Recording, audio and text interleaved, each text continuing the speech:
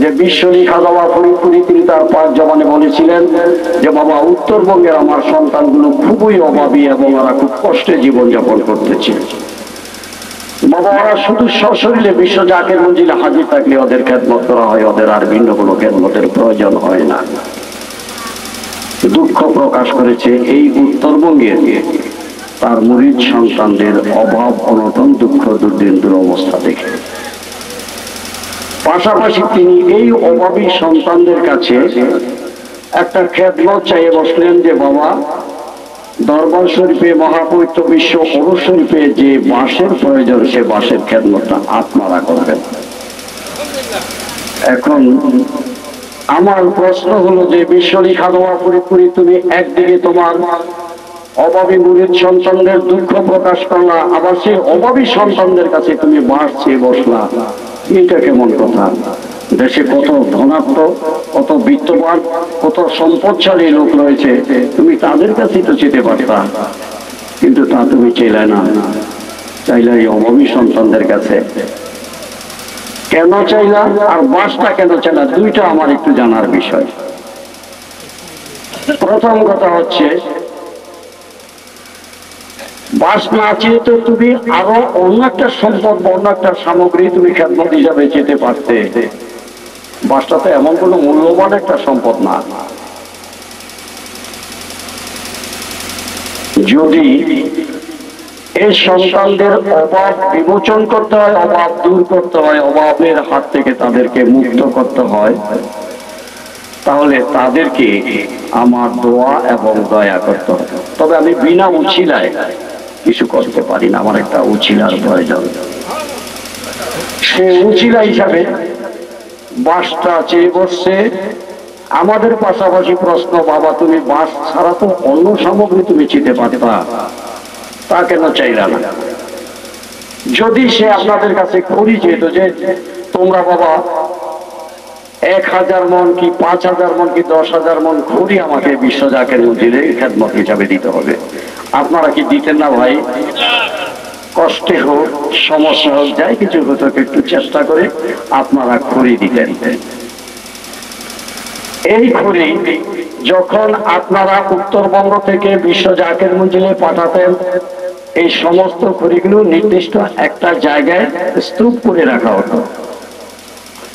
খড়িগুলো শুকানোর পরে পাকশালায় নিয়ে যাওয়া হতো, এরপরে খড়িগুলো দিয়ে রান্না করা হতো। অর্থাৎ খড়িটি দেখা যাচ্ছে 3টি স্থানে অবস্থান নিয়ে 3টি স্থানে বিশ্বনী খাজা ফরিদপুরি পাক দরবার শরীফে খেদমত করেছে। একটা হলো গোলায়, আরেকটা হলো পাকশালায়, আরেকটা হলো চুলার মধ্যে। যখন খড়িটাকে অগ্নি সংযোগ করা হয়েছে তখন সেটা দেহটা একেবারে নিঃশেষ হয়ে গেছে, এরপর আর কোনো তার নির্দেশন নাই, রয়ে গেছে শুধুমাত্র ছাড়ি। তাই না দাদা? তাহলে পীরের দরবারে খড়িটা খেদমত করেছে 3টি জায়গায়। এই 3টি জায়গায় খেদমত করে খড়ি যে দয়া এবং দোয়া পেয়েছে, এই দোয়া এবং দয়া পাওয়ার মালিক হইল উত্তরবঙ্গবাসী। বিশ্বনী খাজা ফরিদপুরি দেখলেন যে অভাব অনটন, যে দুঃখ দুর্দিন দুরবস্থায় তারা রয়েছে, এই 3 জায়গার খেদমত দিয়ে তাদের এত বড় প্রকট অভাব বিমোচন করা বা দূর করা মোটেই সম্ভব নয়। আমার এমন একটা সামগ্রী বা এমন একটা খেদমত চেয়ে নিতে হয় যেটা বিশ্বনী খাজা ফরিদপুরির দরবার শরীফে গিয়ে অগণিত জায়গায় খেদমতে নিয়োজিত থাকে। তাই তিনি দেখলেন যে কেবলমাত্র বাঁশ, এটাই বিশ্ব জাকের মঞ্জিলে একাধিক জায়গায় খেদমত করতে পারে। চেয়ে দেখুন, বাঁশ বিশ্ব জাকের মঞ্জিলে নেই এমন কোন জায়গা নেই। প্রতিটা ক্ষেত্রে আমরা নিরিখ করে তাকালে দেখতেছি, গেট থেকে শুরু করে পাঠশালা, গোশালা, আপনার টয়লেট, বাথরুম, যেখানে যান বাঁশ সর্বত্রই দেখা যায় অবস্থা নিয়ে আসে। এমনকি এখান থেকে যখন বাসটা আপনারা নিয়ে যান বা গরু নিয়ে যান, গরু যেন ট্রাক থেকে লাফিয়ে এদিক সেদিক না যায়, দুই পাশে বাঁশ দিয়ে একটুখানি ব্যারিকেড সৃষ্টি করে নিয়ে যাচ্ছেন। গরুর খাবারটা নিয়ে যেতে হবে, উপরে মাচা করেছেন বাঁশ দিয়ে, তার উপরে খাবারটা রেখে গরুটাকে নিচে করে নিয়ে গেছে। গরুটাকে যেখান থেকে ট্রাক থেকে নামাতে হবে একটা মাটির স্তূপ করে রাখতে হয়, সেখানে মাটিগুলো যেন সরে নড়ে না যায়, এই জন্য বাঁশ দিয়ে ব্যারিকেড ছিঁড়ে তারপরে সেখানে মাটিগুলিকে আটকে রাখা হয়েছে। এরপরে গরুটার নিয়ন্ত্রণ রক্ষা করে যাতে গোশালায় নেওয়া হয়, গরুটা যেন এলোপাতারি ছুটাছুটি না করে, এই জন্য হাতে একখানা নড়ি, সেটাও দেখা যায়। বাস নেই এমন কোন জায়গা নেই। তাই বিশ্বলী খাবার ফরিদপুরে তিনি দেখলেন যে না, বাঁশেই কেবলমাত্র পাক দরবার শরীফ এসে অগণিত জায়গায় খ্যাতমত করতে পারে। তাহলে খড়ি যদি 3 জায়গায় খ্যাতমত করে 3 জায়গার দয়া এবং দোয়া পেতে পারে, তাহলে বাঁশ অগণিত জায়গায় খ্যাতমত করে অগণিত দোয়া এবং দয়া পাবে। এই অগণিত দোয়া এবং দয়া যদি আমি উত্তরবঙ্গবাসীকে দিই, তাহলে সেই উত্তরবঙ্গবাসীর এই প্রকট অভাব অনটন দূর করা সম্ভব। তাই বেছে নিলেন তিনি বাঁশ। আরেকটা কারণ, এই বাঁশ আজকে আমাদের অত্যাধুনিক যন্ত্রপাতি, হাসপাতাল, ক্লিনিকের অভাব নাই। মাতৃগর্ভ থেকে যখন শিশু ভূমিষ্ঠ হয়ে যায়, তখন এই হাসপাতালে বা ক্লিনিকে ভূমিষ্ঠ করা হয়, যন্ত্রপাতি অত্যাধুনিক না নিশ্চিত করা হয়। আজ থেকে 60-70 বছর পূর্বে যখন মাতৃগর্ভ থেকে শিশু ভূমিষ্ঠ হইত, তখন তাদের নারী ছেদ করতে গিয়ে অত্যাধুনিক যন্ত্র ব্যবহার করতো। ভাই, তখন কি ব্যবহার করতো? বাঁশে কূপ দিয়ে একটা চেস্ট টেনে এনে বিষমুক্ত ধারালো সেটাকে দিয়ে নারী ছেদ করা হতো। বাঁশটা দেখেন না, শিশুটা এইমাত্র মার গর্ভ থেকে ভূমিষ্ঠ হয়েছে, বাঁশটা কি এইমাত্র দুনিয়াতে আসছে? এইমাত্র এটা তৈরি হয়েছে? কমসে কম 1 বছর পূর্বে বাঁশটা দুনিয়াতে এসেছে এই মানুষের খেদমত করার জন্য। ঠিক আছে, এই শিশুটা আস্তে আস্তে আস্তে বয়স বাড়তে ছিল। শিশুটার জীবনে বিভিন্ন কর্মক্ষেত্রে এই বাঁশ সহযোগিতা করছে, বাঁশ খেদমত করতে। হামাগুড়ি দিতে শিখছে, বাপ মার ভয় হয়েছে আগুন বাড়িতে পড়ে যেতে পারে, বাঁশ দিয়ে সুন্দর একটা ঘেরাও করে আবদ্ধ করে রেখেছে যে শিশুটা পানিতে না পড়ে, আগুনে যাতে হাত না দেয়। ঘুমাচ্ছে না বাচ্চা শিশু, মা কাজ করতে পারতেছে না, ছোট্ট একটা দোলনা তৈরি গেছে বাড়ি দিয়ে, দোলনা শুয়ে তাকে হেলছে দুলতে, বেশ সুন্দর তাকে ঘুম পড়েছে। এই শিশু আস্তে আস্তে যখন বয়োবৃদ্ধি হয়েছে, তার জীবনের প্রতিটি কর্মক্ষেত্রে দেখছে যে বাঁশ সে খেদমত দিয়ে যাচ্ছে, সেবা করে যাচ্ছে। এমন এক সময় আসছে, বয়স বেড়ে গেছে, দেহের ভারসাম্যতা রক্ষা করতে পারছে না, তাকে হাঁটতে হচ্ছে দেহের ভারসাম্যতা রক্ষার জন্য তার লাঠি দিয়ে। লাঠিটাও বাঁশ।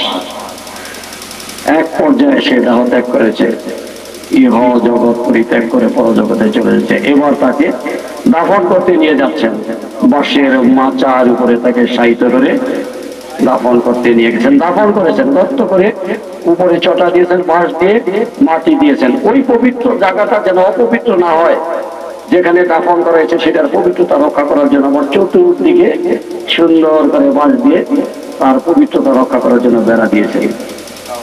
তাহলে দেখা যাচ্ছে যে এই বাঁশ মানুষের খেদমত করার জন্য, মানুষ দুনিয়াতে আসার আগেই সে সেই খেদমতে প্রস্তুত ছিল। সারা জীবন পর খেদমত করার পরে মানুষ দুনিয়া থেকে বিদায় নিয়ে যাওয়ার পরও সেই মানুষের খেদমতে নিয়োজিত এই বৃক্ষটি। অতএব এটি আমার প্রয়োজন। এত বড় দরদি, এত বড় মায়াবী, এত বড় আপন আর পৃথিবীতে কোন খেদমত নেই। অর্থাৎ বিশ্ব খাওয়া ফরিদপুরে দুইটা বিচার বিশ্লেষণ করে সেই বাসটাকে বেছে নিয়ে গেলেন।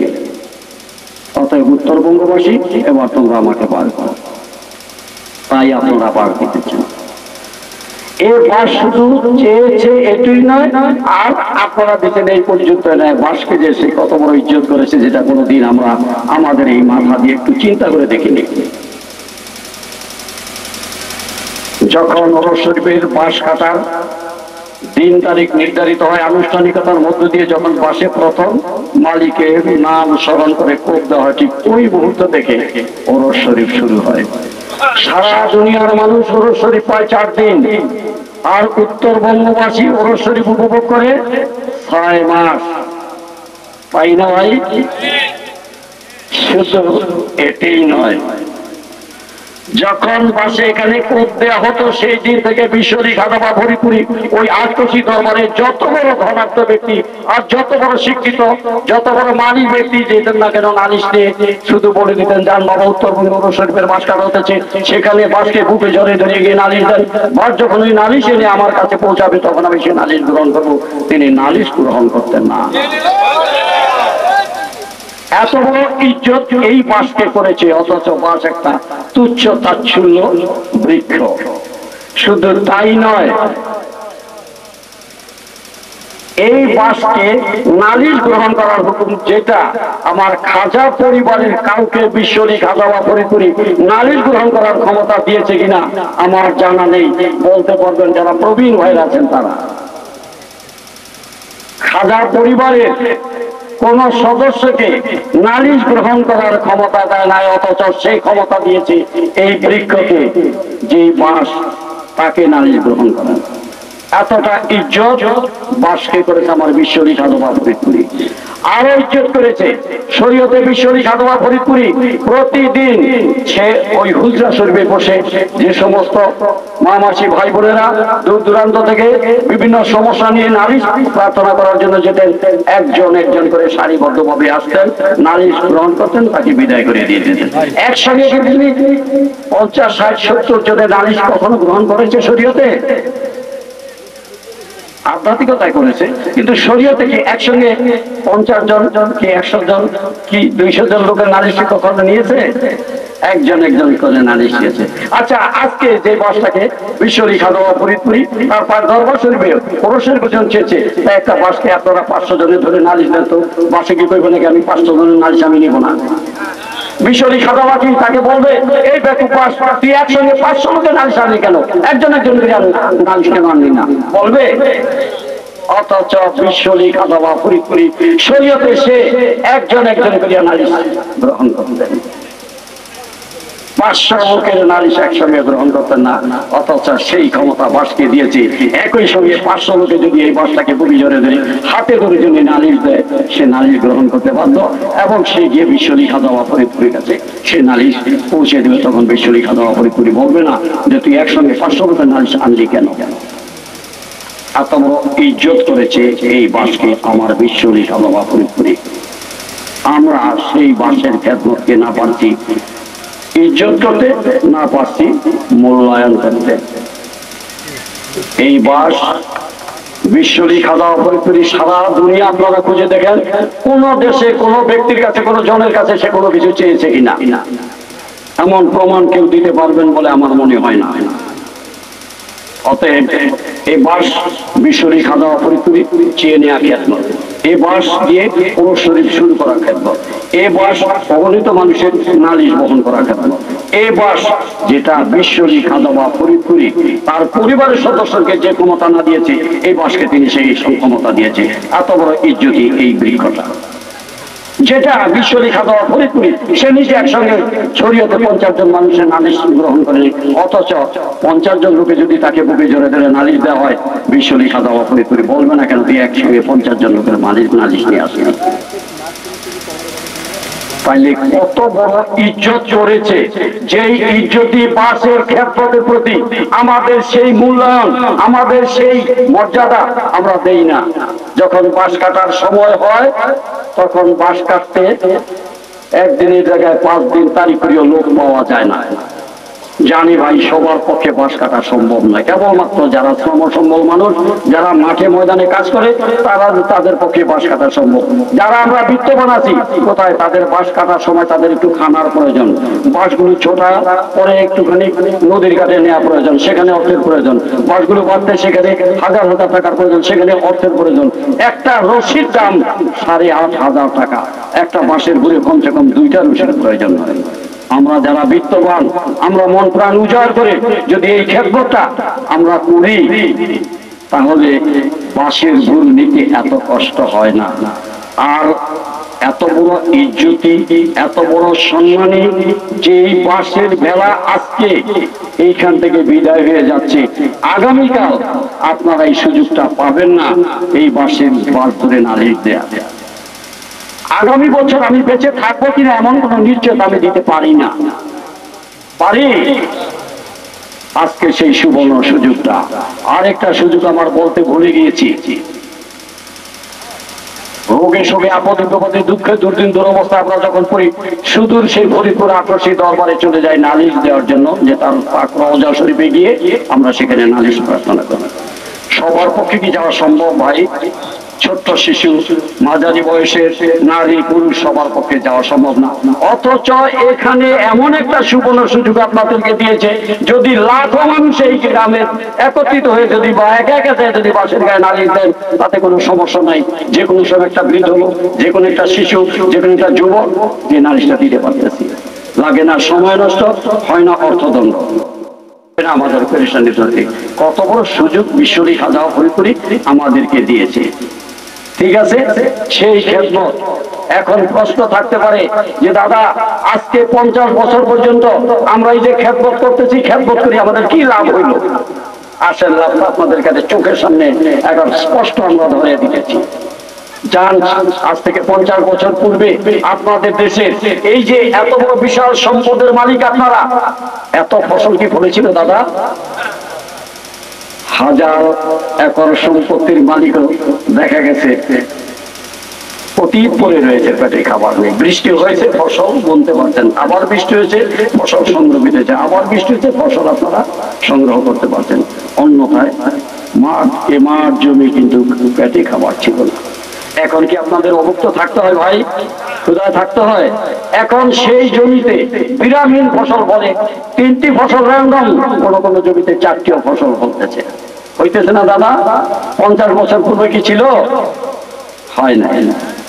এখন আপনাদেরকে কোনো এক সময় অন্য অন্য অঞ্চলের লোকে বলতো মফিজ এলাকার লোক, মঙ্গাবৃত এলাকার লোক, উপহাস ঠাট্টা করতো, তাই না দাদা?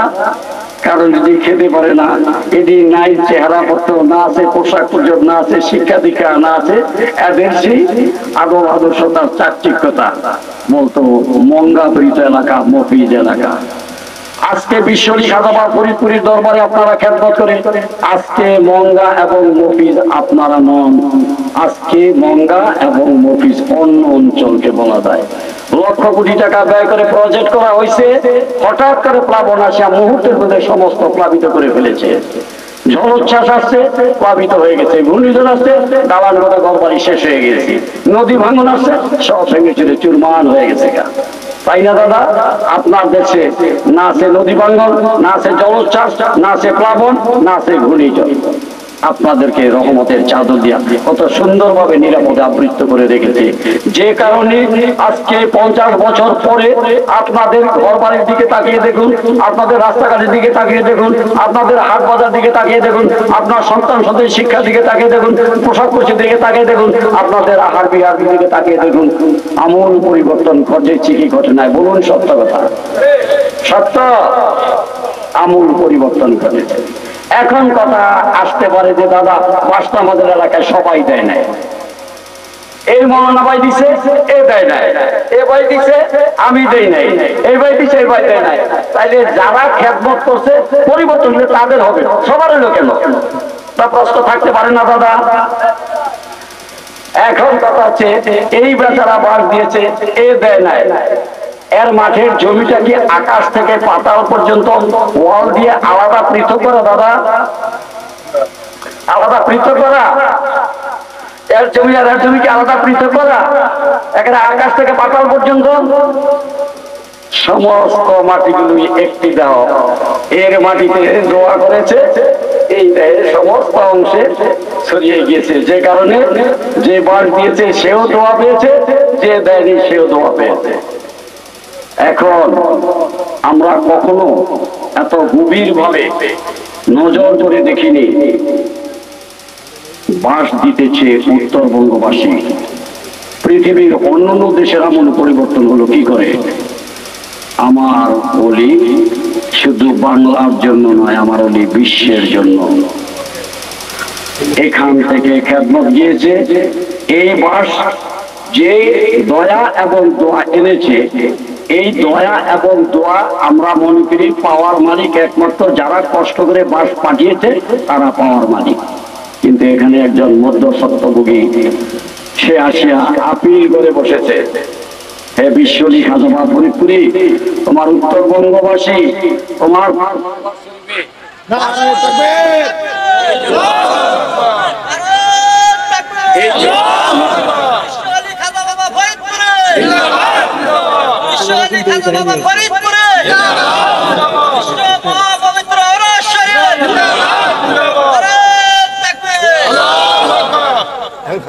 এই জন্য যত সুনাম আর যত প্রশংসা যারা বাস দিয়েছে তাদের এবং বাসের মধ্যস্বত্বভোগী যে ওয়ারিশদার তিনি প্রশ্ন করে বসে, হে বিশ্বলী খাজা ফরিদপুরি, তোমার এই বাস কি আকাশে উৎপাদন হয় না বাতাসে উৎপাদন হয়? বাস কিন্তু আকাশও হয় না বাতাসও হয় না, বাস উৎপাদন হয় কোথায়? মাটিতে। তাই মাটি শোনা যায় না দাদা, জোরে শোনা যায় ভাই? আচ্ছা, তাহলে এই মাটি তিনি আপত্তি করে বলেছেন যে বিশ্বলী খাজা বাবা ফরিদপুরি, এই বৃক্ষটা যখন আমার বুকটাকে ভেদ করে উঠতে থাকে তখন আমার বুকে যে কি অসহনীয় যন্ত্রণা, ইচ্ছা করে যখন এটা মাথা চারা দিয়ে ওঠে ওই মুহূর্তে আমি এটাকে নিপাত করে দিতে পারতাম। যদি আমি এটাকে নিপাত করে দিতাম তাহলে তোমার এই খেদমত বাস এবং জাকেরা কিভাবে দিত আর কিভাবে তোমার দরবার শুরু। আমি অসহনীয় যন্ত্রণাকে সহ্য করে আমার দেহ চিপিয়ে তাকে খাবার দিয়ে আমি এত বড় উঁচু বড় লম্বা করেছি। যখন ঝড় বৃষ্টি আসছে আমি তাদেরকে হেলে পরে ভেঙে চুরি যেতে দেই নাই, আমি আমার বুক দিয়ে আগলে ধরে রেখেছি। এতটা ত্যাগ, এতটা কষ্ট, এতটা শ্রম দেওয়ার পরে আজকে সেই বাস মোটা তাজা বিরাট বৃক্ষ হয়েছে আর তোমার জাকেরা কেটে বিশ্ব জাকের মঞ্জিলে দিয়েছে। এখন সুনাম হলো যারা বাস দিয়েছে তাদের আর বাসে আমি না, কিন্তু মূলত ভাবে দেখতেছি যে না, সত্যিকার পক্ষে এই কৃতিত্ব এই অবদান একমাত্র এদেশের মাটি। তাই সমস্ত দোয়া করার দাবিদার একমাত্র এই মাটি। তাই বিশ্বলী খাজা ফরিদপুরের দরবারে এই যে বাস আপনারা পাঠাতেছেন, এই বাস দিয়ে সেখানে একাধিক জায়গায় খেদমত করে যে দোয়া এবং দয়া পেতেছে, সেই দোয়া এবং দয়া একমাত্র উপযুক্ত প্রাপ্য এই মাটি। অতএব সে মাটিকে দোয়া করেছে। এখন মাটিকে যে দোয়া করেছে, বাংলাদেশের মাটিটা কি আলাদা ভাই? এই মাটির সাথে সারা পৃথিবীর মাটি জড়িত। দোয়া করেছে বাংলায়, সারা বিশ্বে ছড়িয়ে গিয়েছে এই দোয়া এবং দয়া, যে কারণে 50 বছর পূর্বে দেশের যে আমূল অবস্থা ছিল তার আমূল পরিবর্তন এই খেদমতের মাধ্যমে। আজকে এত বড় বিশাল একটা খেদমত যেটা কখনো আমরা একটু ভেবে দেখি নাই, যেটাকে এত বড় সম্মান এত বড় ইজ্জত আমার বিশ্বলী খাজা ফরিদপুরি করা সত্ত্বে আজকে তার সেই বাসেরপুরের খেদমতের আজকে যেই বিদায়ী মাহফিল, সেই বিদায়ী মহাবলে যদি আমাদের এই চিন্তা এই ধারণা থাকতো তাহলে মাঠে লোক ধরতো না, পঙ্গপালের মতন আমরা ঘর বাড়ি ছেড়ে ছুটে আসতাম যে এই দিকে আমার আগামী 1 বছর পরে আসবে, আমি সে পর্যন্ত থাকবো কি থাকবো না তার কোনো নিশ্চয়তা নেই। এই সুযোগ আমি আর পাবো কি পাবো না এটার কোনো নিশ্চয়তা নেই। তাই আজকে সেখানে দেখেন গোটা কয়েক মানুষ মাত্র এখানে। তাই আমার বিনীত অনুরোধ আপনাদের কাছে, এই বাসের খেদমতটাকে এত তুচ্ছ, এত অবজ্ঞা, এত হেয়ারি ভাবে আপনারা না দেখে আমরা সবাই আসুন চিন্তা করি যেটা অত্যন্ত গুরুত্বপূর্ণ খেদমত। বিশ্বলী খাজা ফরিদপুরি তাম দুনিয়া খুঁজে দেখেন, এইটা তার চেনে খেদমত, এটা দিয়ে ওষুধ শুরু করা খেদমত, এটা বিশ্বলী খাজা ফরিদপুরির দরবারে গিয়ে বহু জায়গায় খেদমত করে দয়া আমার খেদমত, যে দয়া শুধু বাংলার জন্য না সারা বিশ্বের জন্য।